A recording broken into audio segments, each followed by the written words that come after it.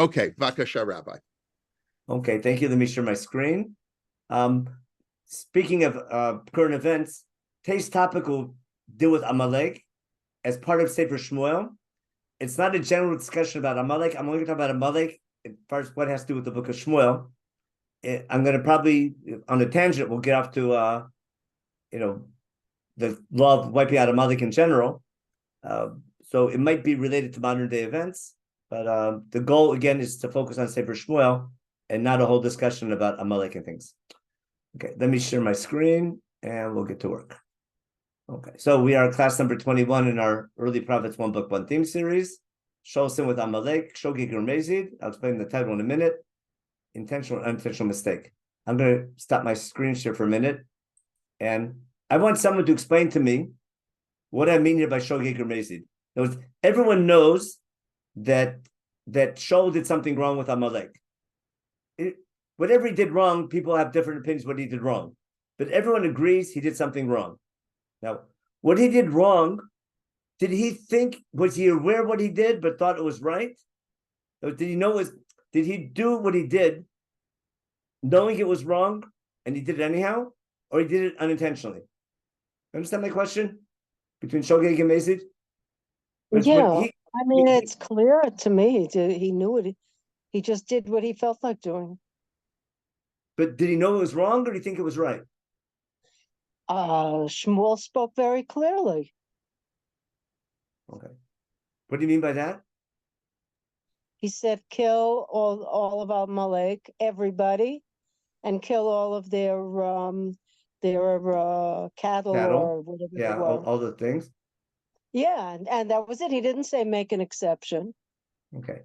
So your claim is that the instructions were crystal clear, and he just gave in to the people. That's a classic explanation. Guess what we're going to do? I didn't say he gave in to the people because there's nothing in the Pshat saying the people. Okay. So we'll go there. But the classic answer is it was a bad leadership because the people made him do it, and God said do one thing, he did the opposite. But I'm going to read the story from a totally different angle. No, okay. I think it reflects the sin of Nob. He prophesied. He was he acted like a false prophet. Okay, we'll get that. So we're going to get to know for sure. It'll definitely relate to the story of Nob. That'll explain the commandment, or the way the commandment's written.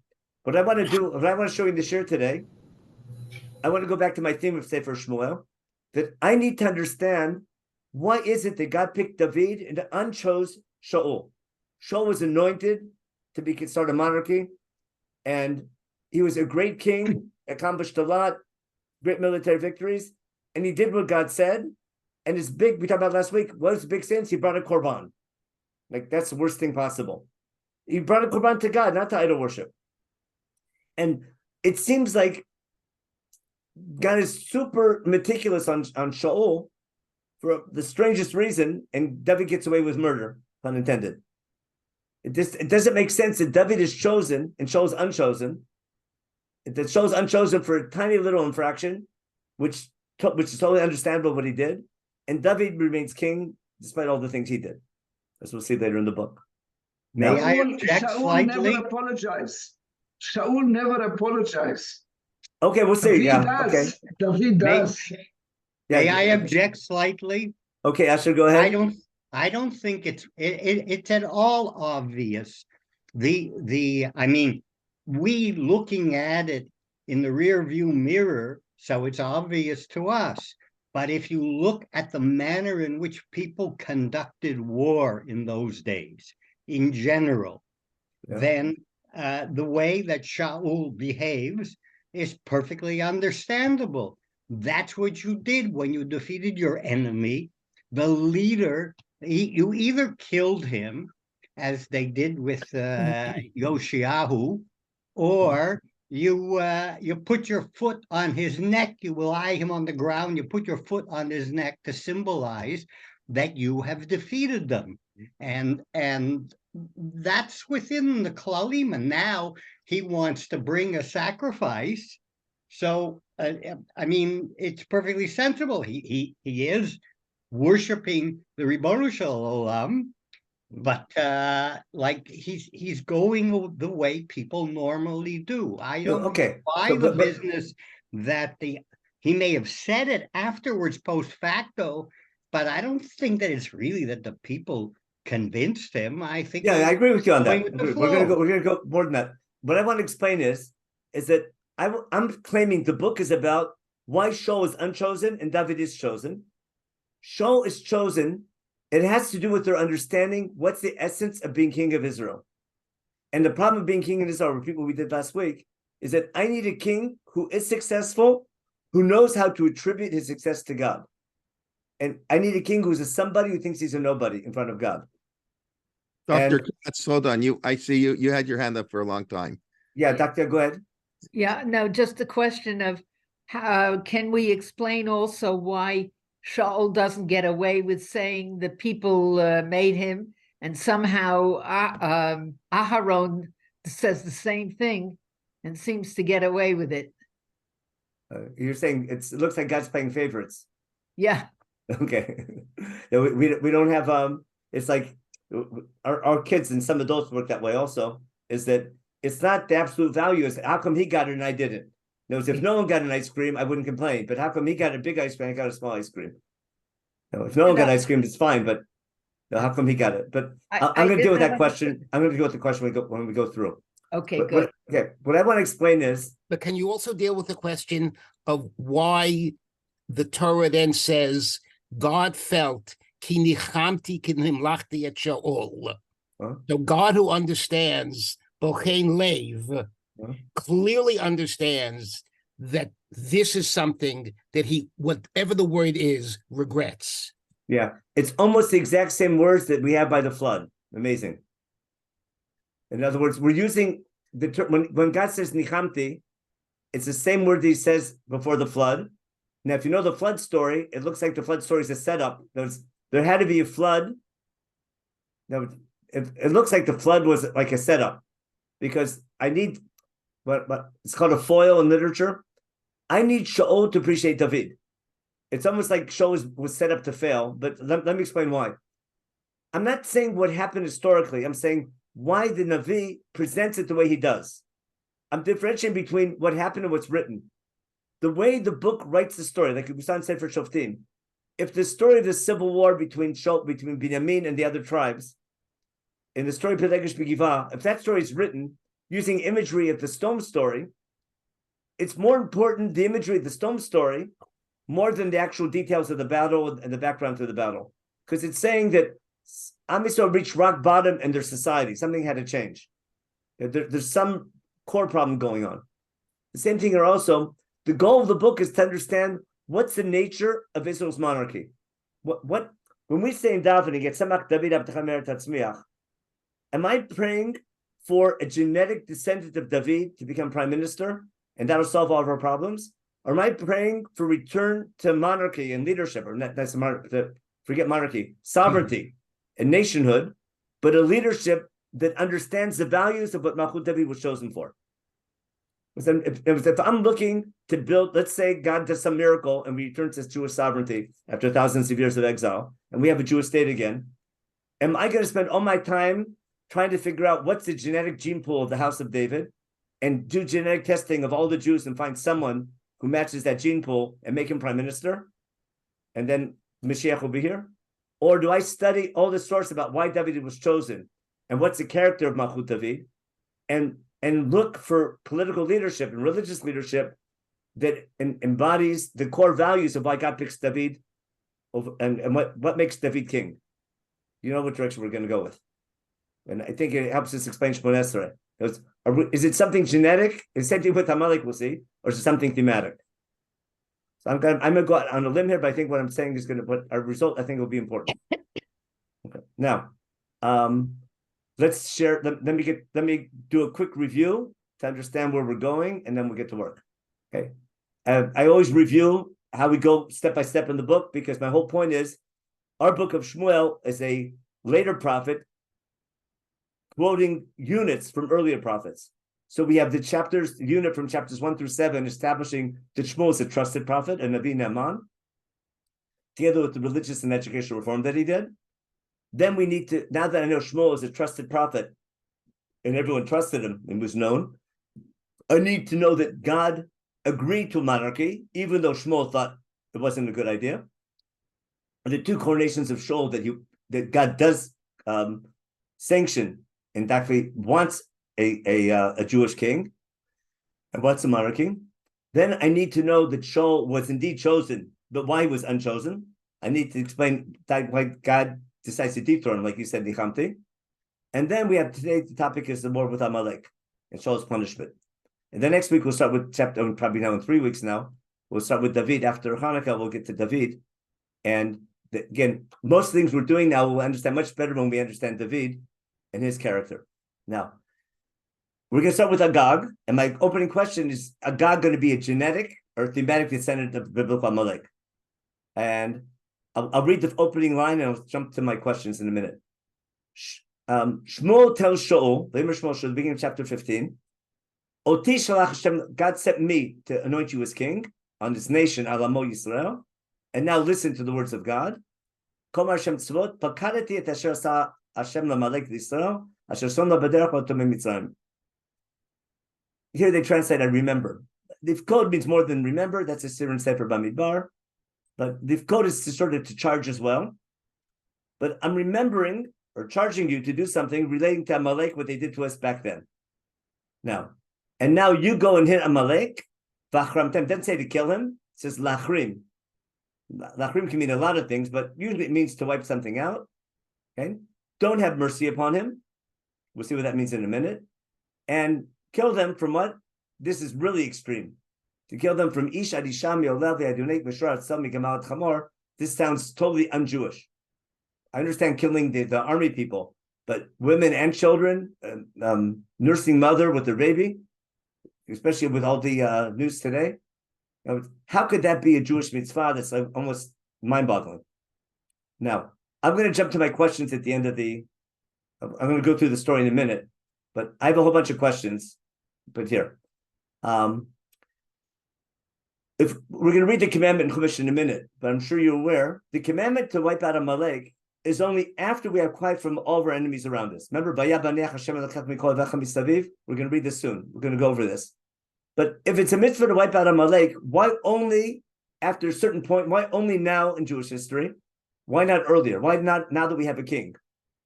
Why not before we had a king? Why is God remembering now? Okay. Now, we'll see it's a mitzvah for the nation or the king. Why is it not a mitzvah for the individual? If Amalek is something evil, we have to get rid of it. Why can't every individual do it? How come it's allowed for the king? How come it only applies in the promised land? We'll see the psukim in Devarim in a minute. I'm going to read these all in Devarim. If they're evil, it should be a law everywhere. Okay. How can it be a commandment for all generations? If we do it once, it should be done. How can it be a commandment for all generations? Midor dor. If we wipe out Amalek, they should be gone. So how can it be a commandment for all generations? And the biggest question is, how do we keep track of their descendants? Do we go by the father, the mother? In other words, if the people we have to kill are descendants of the original Amalek who attacked us coming out of Egypt, who's keeping track? Now you can say maybe their geographic location on the map. They have no geographic location. There is no area on the globe in the Middle East that this is Amalek land. Amalek doesn't have borders, doesn't have a land. They're nomadic. So there's no way you can think from a practical point of view. There's no way we can trace the exact people who attacked us coming out of Egypt. We don't have the records. We don't have their, and they don't have a land. Nothing. So the practicality of the mitzvah seems impossible because you can't find a country on a map anywhere. We find them over the Middle East. And when I look at the commandment in Sefer Devarim, which we're going to get to soon, and its context, it just doesn't fit with the rest of the laws in Sefer Devarim. So I have a whole slew of questions that once we answer them, we'll be able to understand what's happening much better in Sefer Shmuel. Now, with those questions in mind, I'm going to go back and read the psukim about the commandment to wipe out Amalek. So let's go back to, okay. First, we have the commandment for Shaul to wipe out Amalek. And the question is, why now that we have a king, and remember, a king who has already a lot of military victories. Keep that in mind. Now, that's the commandment in Devarim. Zachor, remember Parshat Zachor? Remember what Amalek did to you? remember the word bederach also, it's going to come later on, when you left Egypt. He attacked you on your journey when you were traveling. Okay. He attacked the tail of your camp, the weak people in the back. We'll talk about all this soon. You were tired and thirsty. And I'll follow the explanation that Amalek was not Yirei Elokim. Not that we were not Yirei Elokim. I'll try to prove to you that Amalek was not a Yirei Elokim, but didn't have the fear of God in them. We'll talk about what that means very soon. Okay. Now, here's the problem one. When God gives you rest from all your enemies around you, if Amalek is evil, why do we have to wait till we have no more enemies? And if we have no more enemies, why is Amalek an enemy? Okay? And why is this a law only in the land that God's giving you? To conquer, to possess, to be sovereign. Now, why is the mitzvah contingent on having our full borders, having rest from our enemies, and only in the land of Israel? Then we have to wipe out Amalek. Not to forget it. Now, it seems like Shaul is being commanded because now we have rest from all our enemies around, Misaviv. Now, I'm going to go back again. Let me stop my share for a minute. We did this last week. Let me just show you my Chumash again. We did this both last week and the week before. Let's just open up Shmuel again. That's not Shmuel. This is Shmuel. Here we go. The end of chapter 14, right beforehand.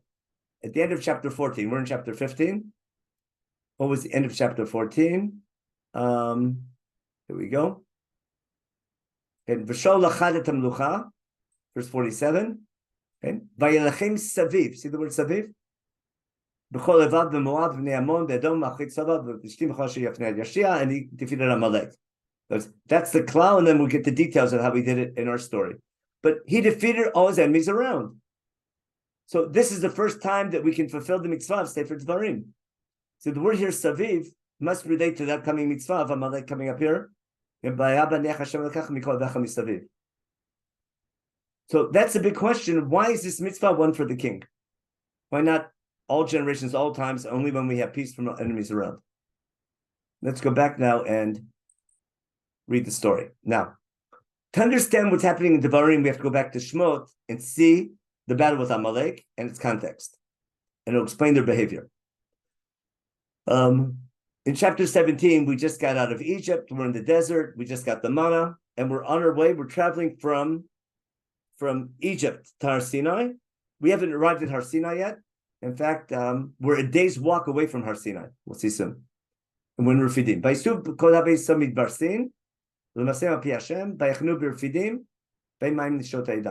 What's important for our story is we're in Refidim. Refidim is not Mount Sinai. Refidim, we'll see, is a day's walk from Mount Sinai. But we're on our way to Sinai. Before, I should have put it on the source sheet, my mistake. Let me just open up a Chumash real fast to prove it to you.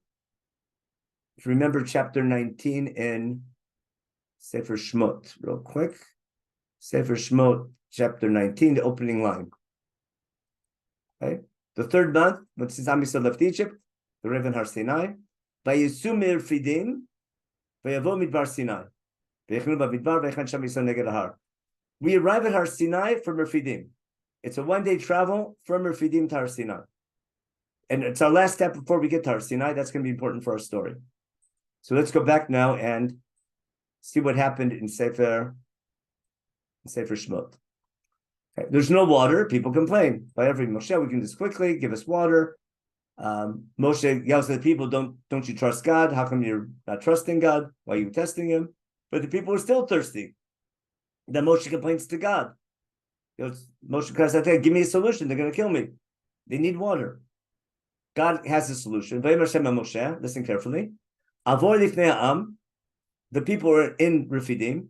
God tells Moshe, go in front of the people and take with you some elders. The same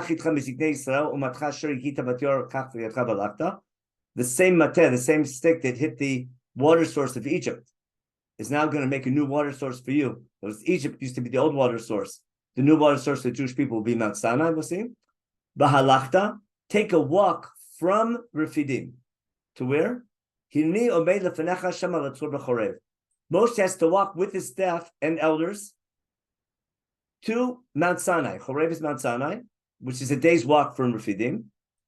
And Vikita Vatzor hit the rock at Har Sinai. Water will come out of the rock at Har Sinai. and the people will drink, and Moshe does so. They call the place Masam Riva. Now, why is this background important? Because Am Yisrael is encamped in Refidim, dying of thirst, tired and thirsty, complaining. We hit water in Mount Sinai, which is a day's walk, which means the whole camp now, as soon as the news gets out that there's water at Mount Sinai, the whole camp is going to move almost out of in a chaotic way from Refidim to Mount Sinai, where the stronger people can get there first and hopefully bring back water and slowly bring the weaker people behind. What happens now? V'yavo Amalek, after we hit water at Mount Sinai and we're chaotically moving from Refidim to Har Sinai, V'ylechem Yisrael b'Refidim. Who's in Refidim? We see the weak people, the people lagging behind. The strong people went ahead to Chorev, and here we have the first example of Amalekite type behavior, where they're taking advantage of unprotected people. When we're encamped, Amalek doesn't attack us when we're encamped and everyone together. It's when the camp is in discord and the stronger people are getting water at Har Sinai, the Amalek comes and attacks us unprotected in Refidim as we're traveling from Refidim. And then God tells Moshe to tell Yeshua, choose men of war, and go fight Amalek. But it's going to take a day to get the army together. Remember, from Horeb to go back and attack Amalek by Refidim. Right? And then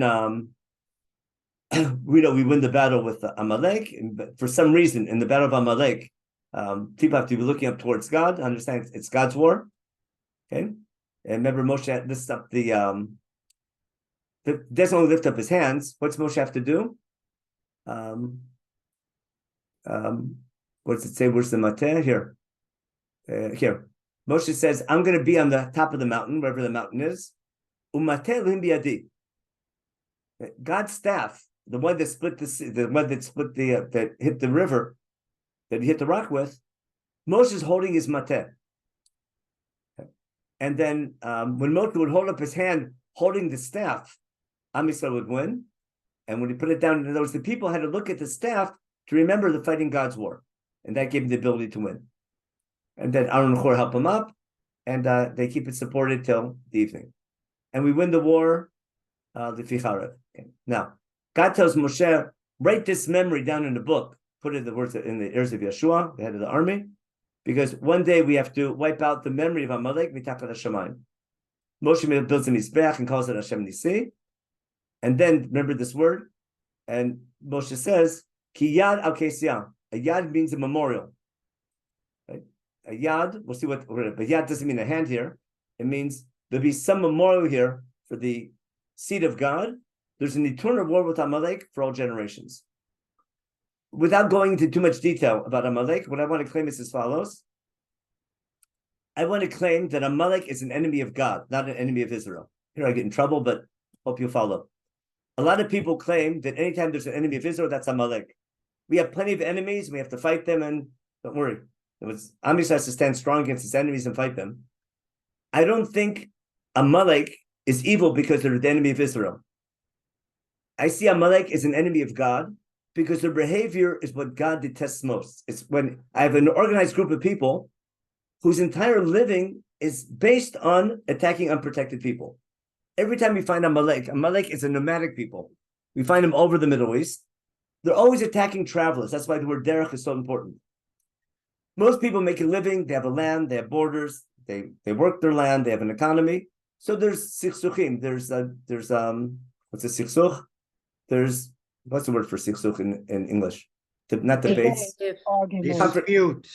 Disputes between countries, and these countries go to war. Disagreements. And that breaks out war, and people go to war over boundaries, over borders, over goods, over their values, whatever they go to war about. But that's human history. Amalek is a different type of enemy. They're not a neighboring country we have a border dispute with. They're not someone trying to conquer and dominate. They're not like the Assyrians or later the Babylonians or the Persians who or later the Greeks or the Romans who try to dominate the whole globe. It's a nomadic tribe, and their entire living is based on attacking unprotected travelers, like international type of piracy. That type of behavior, that's an enemy of God. And as God's people, we have to put an end to that. Now, the problem is, how do you stop Amalek type behavior? My whole claim is that that's something an individual can't do. If I look at the history of international piracy, like in the pirates on the high seas, I needed the British Navy. They were ruining. It's very easy to attack an unprotected ship. It happened today even. If you have shipping lines, you can't put an army patrol next to every ship. You need open shipping. And the second pirates simply take over a boat in the open sea, it's going to ruin international shipping. The second people travel between countries, and travel routes are taken advantage of. Remember the stories of the Wild Wild West. If anyone could rob a train, going out west and things like that. If there's no law and order, if there's people who take advantage of unprotected travelers, that's going to destroy society. And that's a type of behavior that God detests, when you take advantage of unprotected people. The question is, who can stop that? The individual person can either pray or hire an armed guard or hope no one catches them. The only way to get rid of that, you need a sovereign country to stop that. That's how the British Navy got rid of the Pirates of the Caribbean, if you know the movies or the history of it. So only a sovereign country is able to fight a phenomenon like Amalek. And what I want to claim is, it's a commandment for the Jewish people as a nation, because we're God's people and we're representing God. It's our job to fight God's enemies. Now, only when you have a country and you have sovereignty and you have an army and you're established as your own country, your borders are secure, then you can take on the responsibility of keeping the trade routes of the Middle East open. Israel is located on a major international trade route. The whole Sinai Desert and the Negev is a very critical area in international trade. Between Egypt and Mesopotamia, between Egypt and Saudi Arabia. And if you know your history, it's called the Spice Route. Israel is located on a very critical area of international travel. It's important that if we're going to be a light to other nations, we have to be a nation that represents God. But if we have the ability, if we have a standing army and we're sovereign and we can help keep the roads near our country protected, that becomes part of Jewish responsibility. So what I want to claim is, I know it's a very different approach to Amalek, but I'm trying to explain why it's a mitzvah dafka when we have quiet, why when we have a king, and why only the land of Israel. The land of Israel is located very close to international trade routes, the whole Negev and the Sinai. Not to mention the Via Maris going through our country. And therefore, once we have quiet from our enemies around, we still have a responsibility to the international community to stop international piracy. And now, in light of that, let's take a look at the story with Amalek. Where are we? Let's open up my screen again. I need to share my screen. Here we go. God says as follows. Here, I'm sorry. I wanted to bring the other examples of in Sefer Devarim. You know what? I'm going to open up a regular Tanakh. It's from chapter 24. I'm going to open up a regular Chumash. I want to show you all the laws that are the next door neighbors that sort of lead up to Amalek. I want to show you there's an entire section of law about building a just society that leads up to Amalek. It only makes sense the laws of Amalek would fit in that whole theme of Sefer Devarim being a nation representing God, based on its laws and its institutions of government and justice. Here, let's take a look at chapter 24. Here. Right?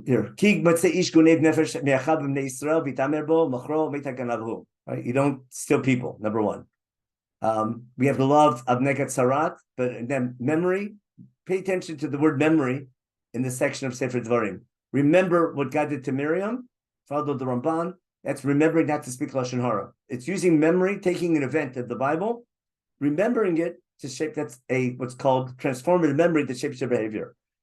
Learn the story of Miriam, not to know how bad Miriam was, even though she was a tzaddiket and she meant well, he was still punished. Kabochomer asu. Remember, that's the famous Ramban. It's a mitzvah to say to remember not to speak lashon hara every day. Okay? When you borrow something, not to take the collateral, like don't take the pledge and take it home. Give it back to the person who needs it. If it's a poor person, don't take it at all. And so he has what to sleep with, etc. Don't take advantage and use leverage against your worker, right? A poor person, okay? Pay your worker on time. Don't say I'll pay you next week or whatever it is. He needs that money. He needs that money to feed his family at night, and therefore don't take advantage of the fact that you can pay him tomorrow, pay him today on the day he works. Here, this is the most important one. You don't kill people for the sins of the parents and parents for the sins of their children. People only punish. Now, God can, that's in the Ten Commandments. God can warn you and threaten you. If you do something wrong, I'll punish your offspring. But that's nothing we do. We, in our court system, people only punish for their own deeds. So it can't be based on this that we would punish people that did something thousands of years ago only because of who their parents were. It just doesn't, the idea that the descendants of Amalek, which we have no idea who they are, but let's say we could trace their descendants, that we would punish them only because what their great-grandparents did and not because of something they themselves are doing. Not to do what they call, to make sure not to take advantage of a strange orphan and widow. Remember what? Remember you were a slave in Egypt. And therefore don't do that to other people. Again, transformative memory of Zachor. Same thing when you're harvesting your field. Make sure to leave over for the poor people. The same thing with your olives and your grapes. Remember, you were a slave in Egypt. And don't take advantage of slaves and less fortunate people. Don't put them in slavery in the first place, and don't take advantage of the fact they're a migrant. And now in chapter 25, it continues. Make sure there's justice between when people are fighting. We'll leave the love Yibum out of here. What's doing is a long story. Okay, people fighting. Okay, here. The last one right before Amalek. You can have false weights in your pockets. Like, remember a weight for a scale, measuring things, or a dry measure weight, efa. Instead, your weights have to be just and upright. Now, if you have two weights, one says both say kilo, but one is 0.9 kilo, one's 1 per kilo, and you have them in your pocket, you're planning to scheme and use one for selling and one for buying. Now is it forbidden to do that? You can't even own them. You can't have them in your pocket. And that's called Toavat Hashem. Because that, again, that's taking advantage of someone who's naive. That's a terrible business practice, but using unjust stones and using that to take advantage of naive people in business, that's disgusting in the eyes of God. That's a Tovat Hashem. Okay. And then we have remembering what Amalek did to you. So if you look at the overall theme of all these mitzvot in chapters 24 and 25 in Devarim, the overall theme is transformative memory that shapes your day-to-day behavior, building a just and upright society. It doesn't make sense that all of a sudden the last mitzvah would be kill people, right, or punish people for sins their great-great-grandparents did, a long time ago. It just wouldn't fit in. Where the way I'm trying to explain it, remember what Amalek did to you when you left Egypt. What did they do? They attacked you when you were traveling. They attacked unprotected travelers. They hit the back of your camp. All the weak people who were tired and you were tired and thirsty, they took advantage of a tired and thirsty people who didn't have what to drink when the strong people went ahead to get water. And therefore, that's not having Yirat Elokim. Yirat Elokim, all through Chumash, especially in Sefer Bereshit, is a lack of morality. Let me just prove that to you at the end of I'll prove that to you in a minute. There's 3 or 4 examples in Sefer Bereshit where Yirat Elokim is a universal value that God expects from non-Jews to be just and upright. And then we have the Hayabanech that we talked about. When God gives you rest from all your enemies around, then it's in the land that God gave you, then it's your time it's your responsibility to wipe out the memory of Amalek and get rid of that behavior by doing that as a nation. Now, let's go back to my source sheet now and stop this share and go back to my source sheet. Here we go. Just real quick, that Yirat Elohim is just behavior all the way at the end. It's an appendix in the back. I'm sure you're familiar with them. Avram and Avimelech. You can look it up later on. When Avimelech asked Avram, why'd you lie about Sarah? Why did you do that? And Avram says, I said to myself, there's no Yirat Elokim in this. Chumash is expecting Abimelech, if a city that people don't take other people's wives, that's called Yirat Elokim. That's expected from a foreign king. So it's the idea of the fear of God, not in the Jewish sense of the word, but in the universal sense of the word, being just and moral. Yosef, pretending not to be Jewish, right? First tells his brothers, remember, he accuses them of being spies. Everyone goes to jail and send one brother back. Remember? Send one brother back to bring back Benjamin, and the rest of you in jail till then. After 3 days, Yosef has to change of mind. What's he saying? He prefaces his word with et Elohim ani yareh. Instead of all you in jail, I'm a just, honest, moral person. Only one person stays in jail, and the rest of you go back home and give food to your family. Just leave one brother behind instead of everyone staying in jail.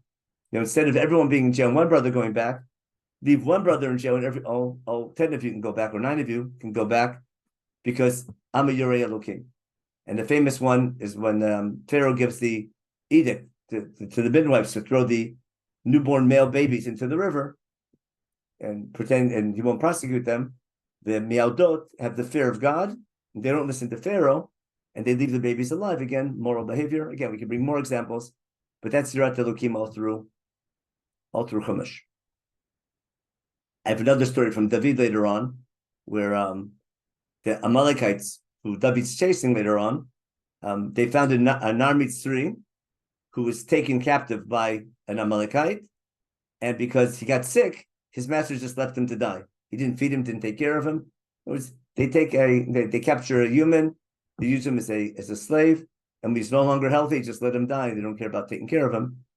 And he promises to help them on the condition they don't bring him back to his master. Again, we can do this. I can bring lots more examples, but I hope my point's clear.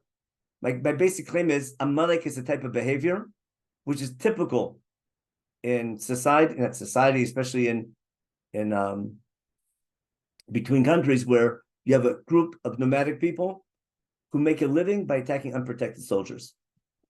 Okay, so now, in light of all that, let's go back to the commandment that Shaul gives. Now that Shaul has rest from all his enemies around, what does God tell Shaul to do? Let's go back to the original commandment. We had the original commandment. It's your job now. Now that you're king here, Shaul chapter 15.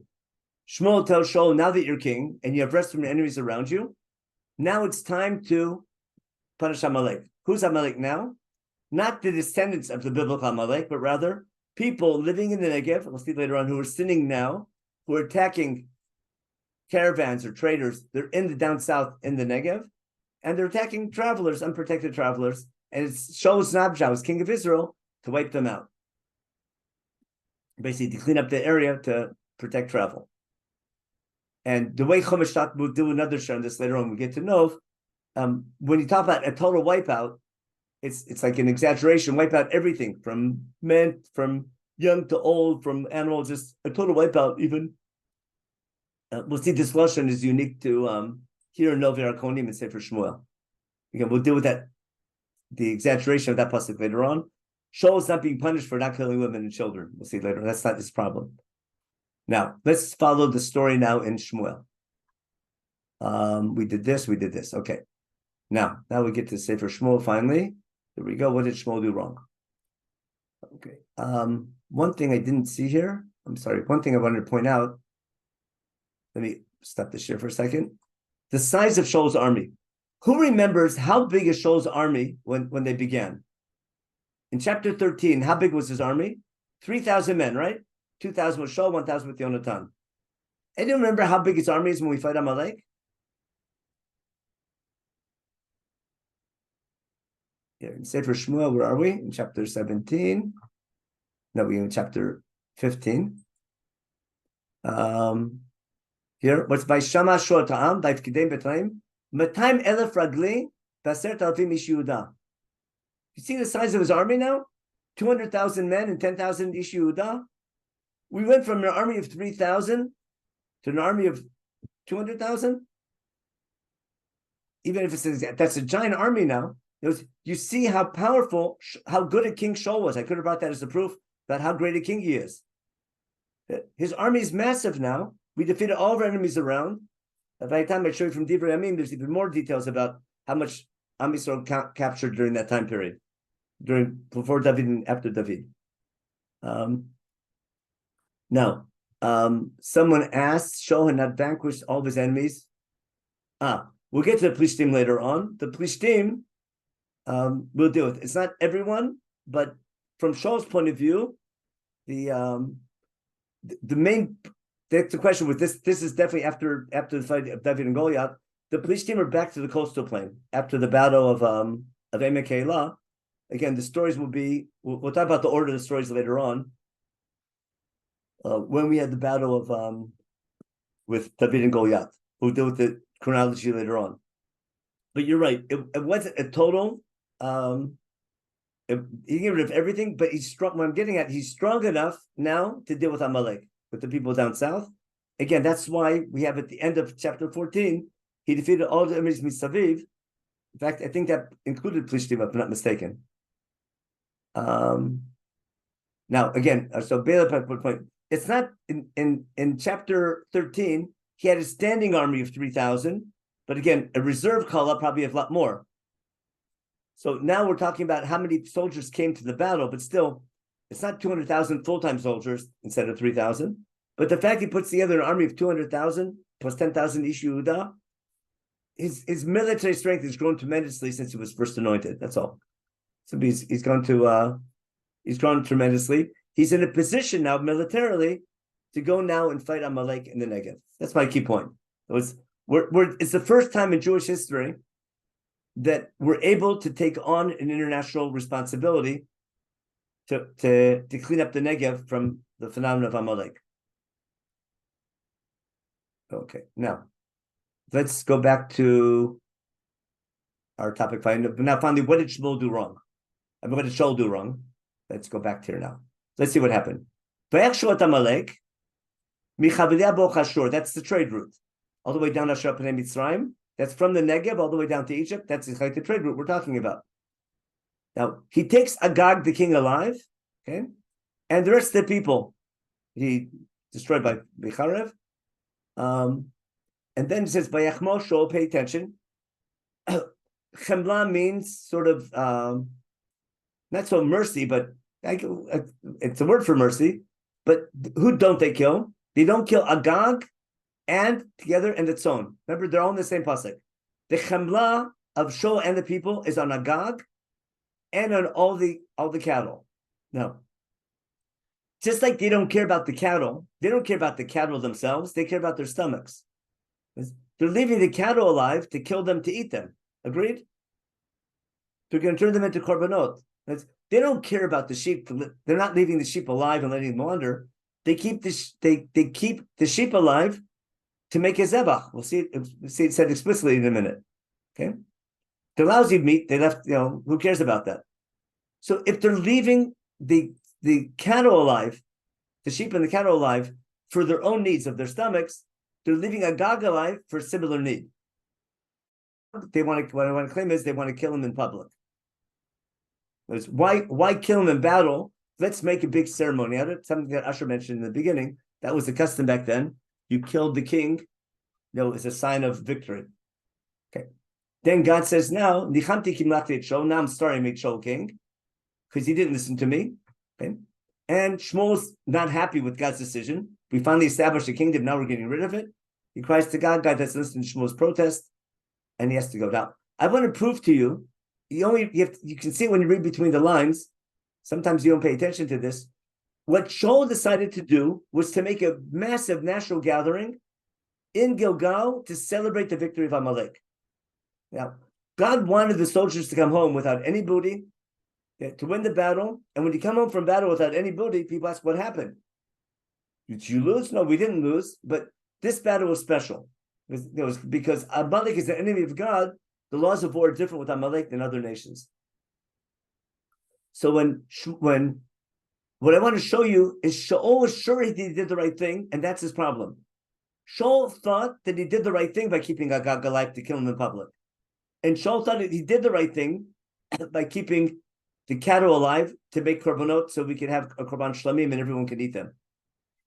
His problem was he thought he did the right thing. He didn't understand God's commandment. He didn't understand the necessity for the king of Israel to do something extreme to show that this is God's war, not Shaul's war. God wants to make sure that the king doesn't take credit for this battle, that God gets the credit for the battle. And the way Shaul celebrates it is totally against what God wanted. The fact that Shaul thought it was the right thing to do, that's his problem. It's not that he disobeyed God. He didn't understand what it means to become king of Israel and didn't understand God's command. And that's why I'm going to show you 3 times that he doesn't admit his sin. He's telling the prophet, I did the right thing. And that's what I want to show you now. Shaul's whole claim to Shmuel is, Shmuel, I did the right thing. What do you mean I didn't do the right thing? I did the right thing. So God tells Shmuel, hey, Shaul's coming back to the mountain range. Carmel's a mountain range as opposed to the Negev. He's making a memorial. See the word Yad again with Amalek? Because he thinks he's fulfilling the mitzvah of Chumash as well. Remember? Ki Yad al-Kesiyah. He's making a memorial. And he goes in the Gilgal. Okay? Shmuel comes to meet him. And what's the first thing Shaul, he sees the rabbi coming, Shaul, Baruch atah Hashem, Hakimoti Dvar Hashem. It's exactly this, my point is, and that's why he's losing the kingdom, because he's sure he did the right thing. He says, Baruch atah Hashem, okay, I fulfilled God's word. Okay? Shmuel says the famous pun, remember, Umeko Hatzon? Usually in Shabbat Zohar, they always make a joke over here, they make it sound like a lamb. How come there's, and what's Shaul say? What do you mean that's wrong? That's great. We brought them from Amalek. Okay? Asher chamala mamitavatzon, the manzvach Hashem Elokecha. We want to make a korban. It's a zebach for God. We did the right thing. We didn't take it for ourselves. We did it to sanctify God. And the rest we got rid of. And then Shmuel tells Shaul, I'm going to tell you the what God told me. And Shmuel tells Shaul, even though you think you're nobody, you're the head of Israel, and what you do, you were anointed to be king over God's people. And I sent you, see the word again, baderach, right, to fight Amalek, wipe out Amalek, and the Amalek are sinning at the time. They're chataim. They're stealing from they're dealing in stolen goods. That's why we can't take from their cherem. You can't. If you take the booty, you become part of the food chain. If Amalek stole from some people, then you steal from them. You're no better. Therefore, get rid of all that stuff. You can't have any hana. You can't have any hana. You can't have any what's hana in English? Benefit. You can't have any benefit. Yeah, from what Amalek takes. Okay, and fight them until you finish them off. Okay, why didn't you listen to Kol Hashem? Why didn't you listen to God's voice? And you followed. All you care about was the booty, and that was bad and nice God. You were caring about what's good for you and not what's good for God. And what Shaul tells Shmuel? Asher shamati b'Kol Hashem. See again. Hope that point's clear. Shaul's problem is he's sure he did the right thing. That's why he said Shogeg Germezi. He's sure he did the right thing. He didn't say, I did something wrong. I did something right. And I'm doing because he misunderstood God's command that makes him unfit to become king of Israel. Not because he sinned. Because he didn't understand the ramifications of what he's doing. He didn't understand what it means to be king of Israel when God gives a command of what it means. Okay? And he thinks he did the right thing. Asher shamati b'Kol Hashem, ve'elech b'derech asher shalchani Hashem. And I bring Agag alive, we'll see, to kill him. Okay? And the rest of Amalek I got rid of. And the people took from the shalal, for what reason? For a good, Nizbach Hashem Elokecha. Again, it's not that because, he's not blaming the people for the shalal, because he can't eat all that meat. The people want the meat. I want to kill Agag publicly, we'll see in a minute. Okay?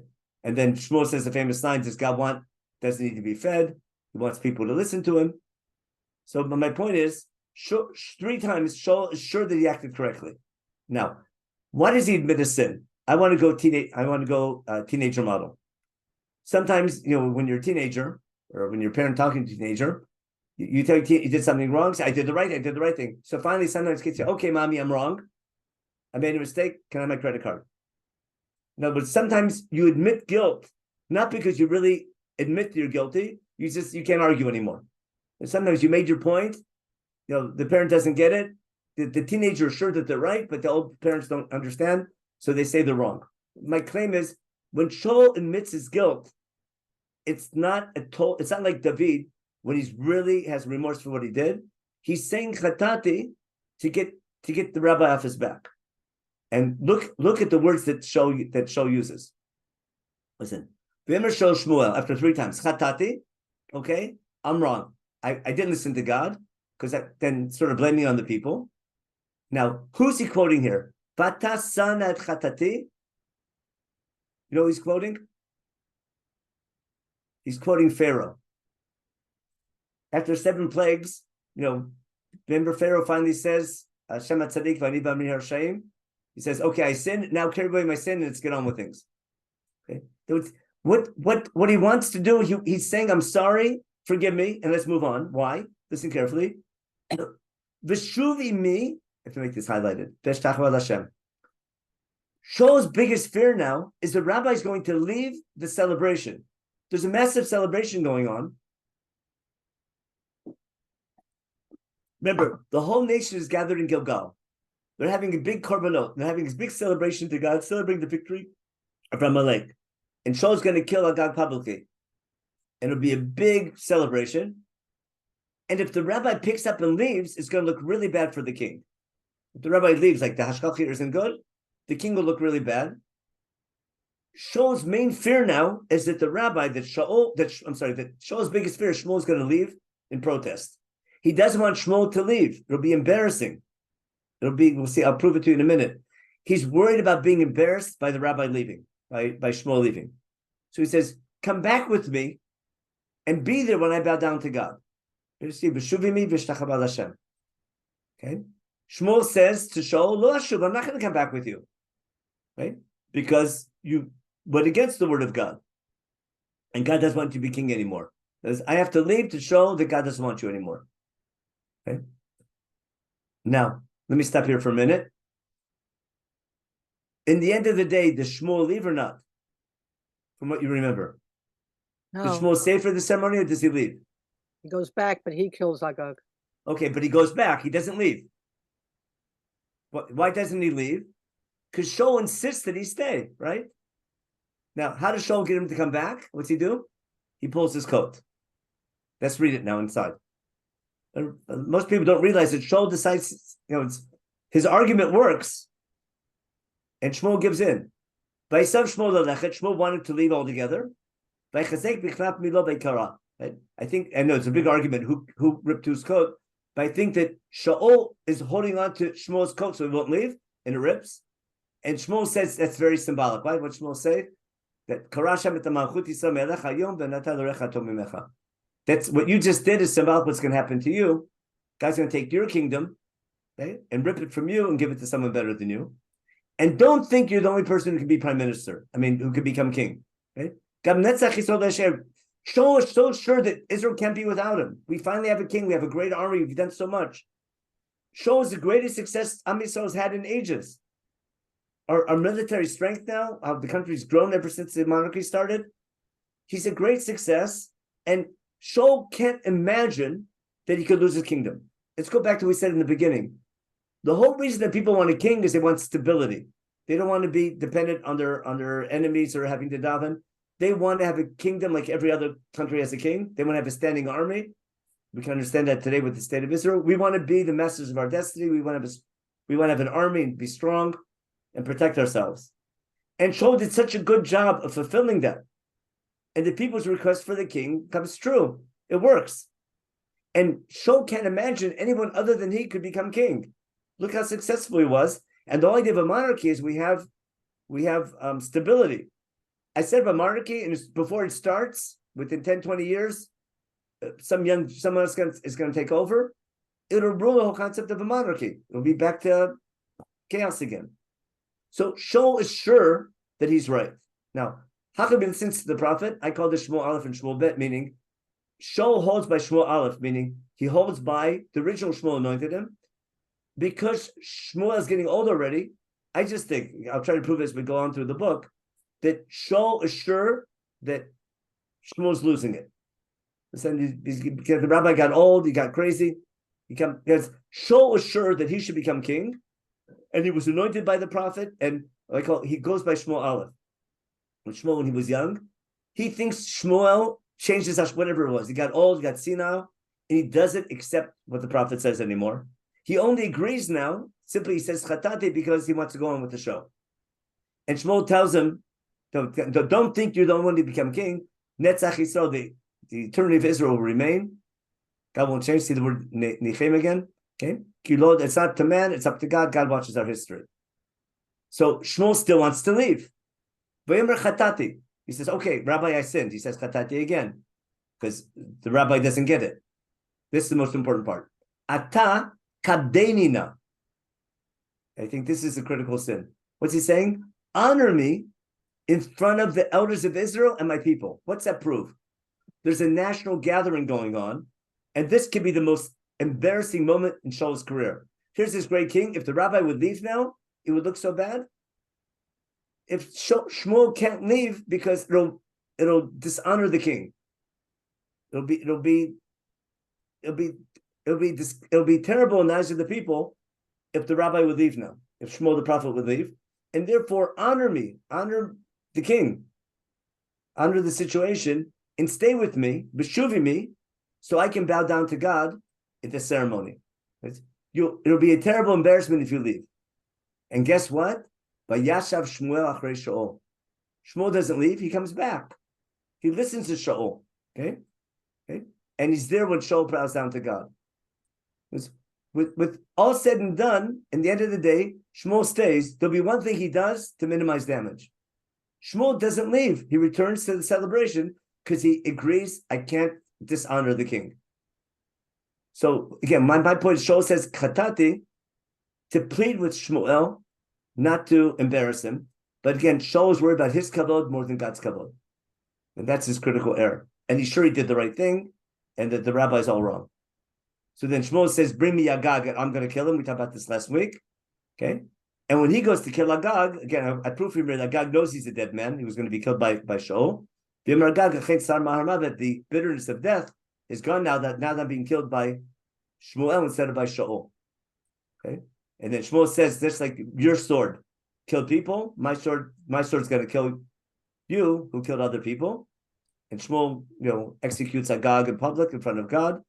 And now Shmuel basically is killing Shaul as an enemy of God, right? For killing other people. Not because you're a bad general, but because you've committed sins, crimes against humanity.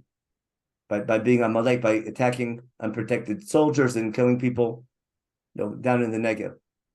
So again, it's not, if Shmuel left altogether, it would have been a big embarrassment for Shaul. He remains, he comes to the ceremony, but he executes him. So that's making a point that Agag's an enemy of God and not just an enemy of Israel. But it's not embarrassing to the point that Shaul will be terribly embarrassed because he's killed for religious reasons as well as for military reasons.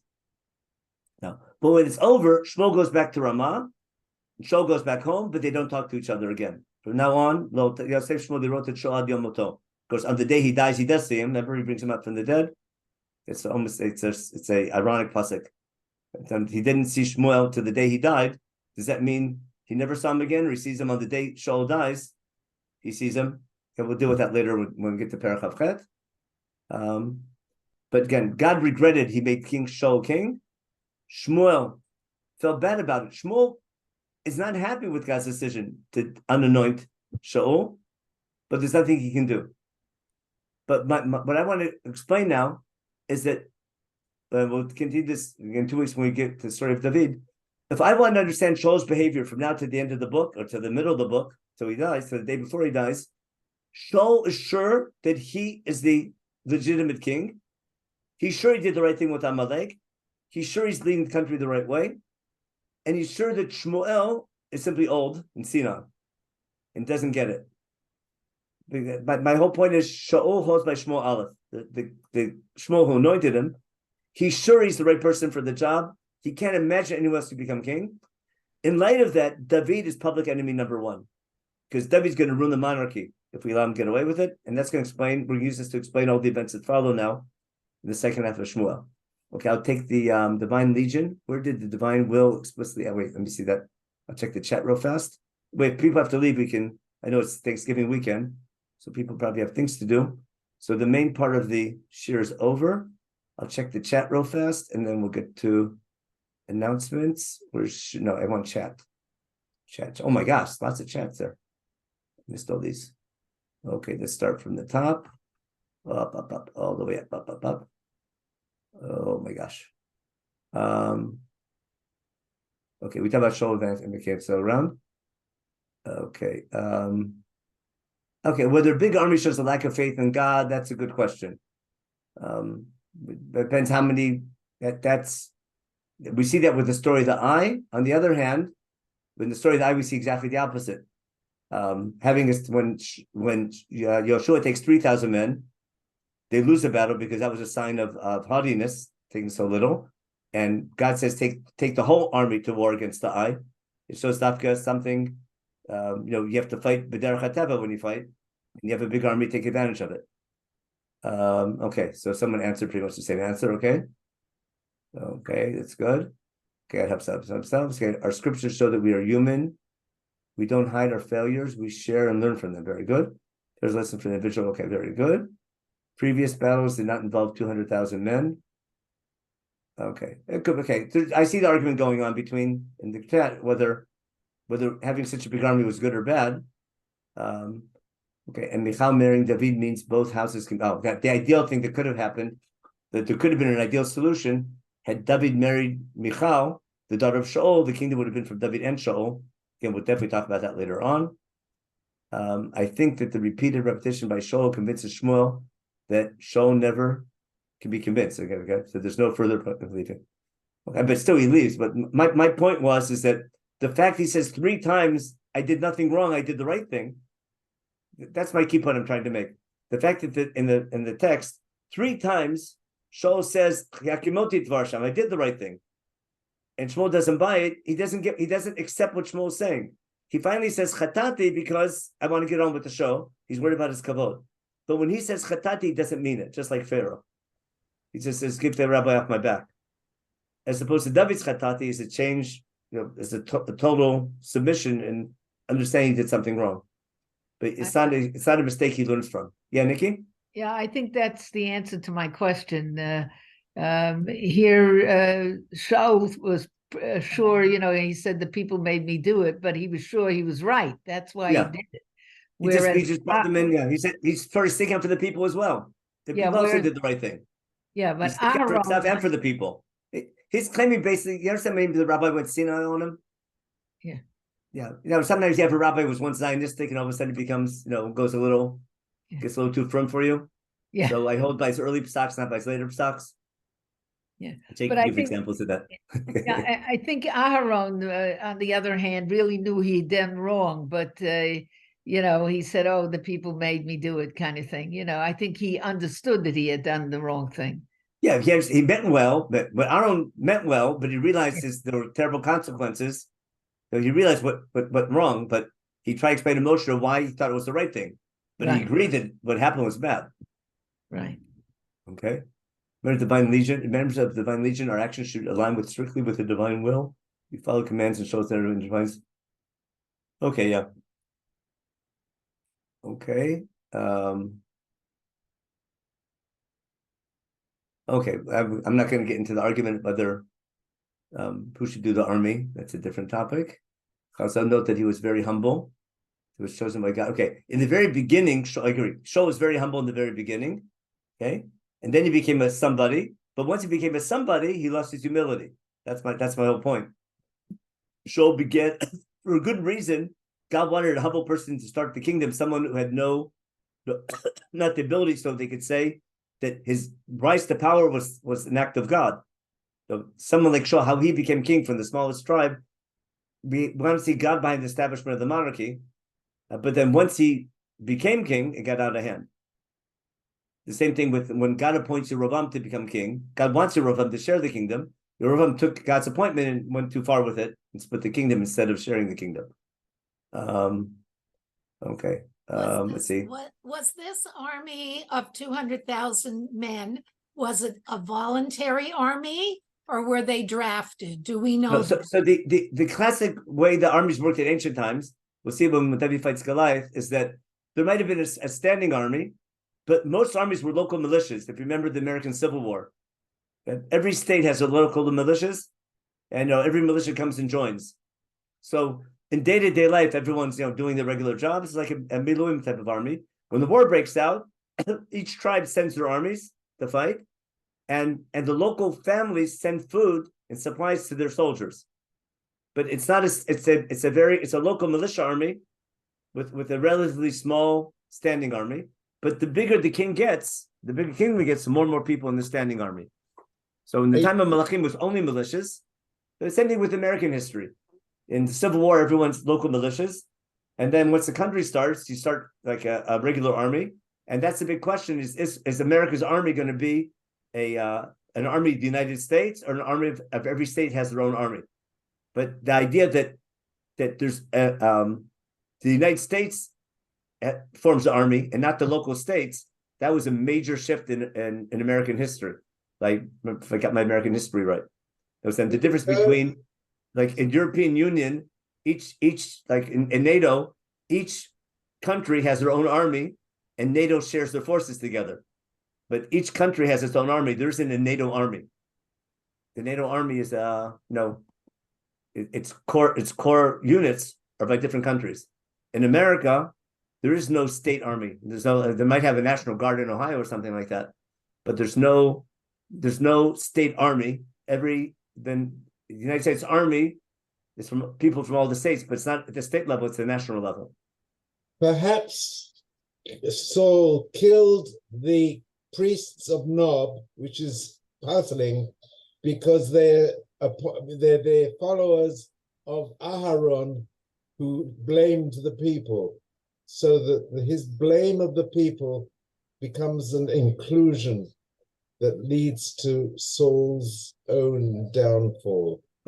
It could be. We're going a bit of a different direction when we do that.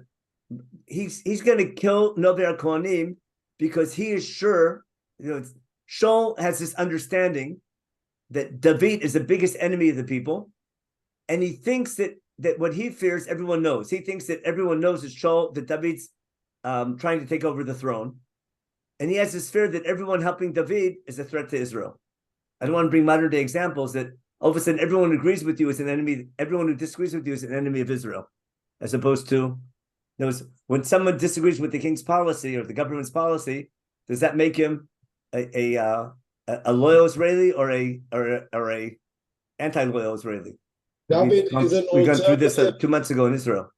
David is an alternative in the same way as the Egel HaZahav was an alternative to God.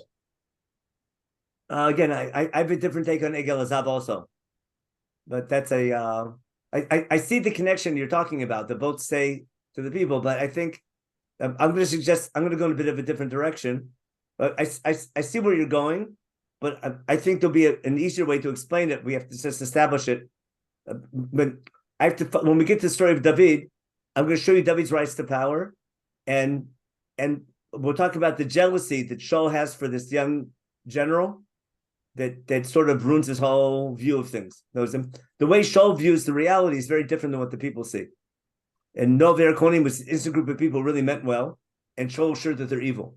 But again, why? But the ultimate, the reason why opening line here has the commandment to kill Amalek Mishvat Isham Yalav Yadonek, we're going to see that's going to be that's not going to be Shaul's not being punished for not killing the women and children. Shaul's being punished for what do you call it? For not understanding God's command. And what typifies that, what he does to Novi Kohanim, the fact he wipes out that entire city, using the same wording to Amalek, it's going to be one of the tools that the book of Shmuel uses to show why he's unchosen. Again, I have to do that properly in a share. We'll do it later in the week. At times, I think getting Jay, we're over time already. Okay, Rabbi Jay, take the announcements. Yeah, that's okay. Thank you very much. Okay, 1 o'clock, half an hour or 33 minutes from now, Benny Gesundheit will be giving Shir Bivrit al Sefer Tilim Asakol Muzmanim Lavoza B'Shachad. Okay, and then tomorrow, Mark Shapiro called me, unfortunately, the other day. His mother-in-law passed away. So he will not be able to give the Shir tomorrow night. His mother-in-law passed away in Florida. The funeral is today, but we should have happy occasions. So Dr. Mark's class will not take place tomorrow night. Rabbi Nitzanim's class will take place tomorrow afternoon, tomorrow at 1 p.m. on surrogate motherhood, what to expect in the world of expecting. That'll be tomorrow at 1 p.m. on surrogate motherhood. Also, both Rabbi Shulman and Rabbi Helfgott are in Israel on solidarity missions, so their classes this week will also not be taking place. So, okay, that's for good reasons, but they're visiting, but the regular shiur will be taking place, Parsha, Siddur, etc. And okay, and of course I mentioned next week Hanukkah Rabbi Leibtag shiur will be only for 30 minutes because he's one of 9 speakers. I'll put the registration up again. If you haven't registered yet, it will be a separate registration. So that's next Sunday starting 9:15 in the morning till 2 o'clock. 9 speeches, 30 minutes each. So 9 speeches, nine shiurim of learning about the variety of topics on Hanukkah. I can see all the details. Okay, everybody, we should hear good news. We should have I don't know, peace. I don't know what the peace with the good things, only good things. We should get all the hostages back. That's, I guess, where we are now. And let's hope to hear good news. Okay, everybody. Thank you very much and have a great day. Okay, bye-bye.